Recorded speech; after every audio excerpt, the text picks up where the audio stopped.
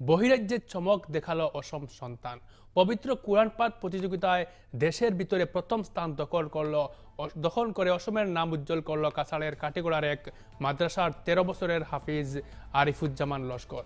গত ৮ ডিসেম্বর পশ্চিমবঙ্গের হাওড়াতে অনুষ্ঠিত সর্বভারতীয় হিফজুল কোরআন প্রতিযোগিতায় দেশের অন্যান্য রাজ্যের সহযোগিতায় অংশ নেয় হাফিজ আরিফুজ্জামান এবং এই প্রতিযোগিতায় দেশের ভিতরে প্রথম স্থান অর্জন করতে সক্ষম হয় কাটিগড়ার এই যুবক। কাটিগড়ার গণিগ্রামের রহমানিয়া হাফিজিয়া মাদ্রাসার ছাত্র হাফিজ আরিফুজ্জামান লস্কর এবং আরিফুজ্জামানকে এভাবেই দেখা গিয়েছে ব্যাপকভাবে স্বাগতম জানানো হচ্ছে বদরপুর রেল স্টেশনে।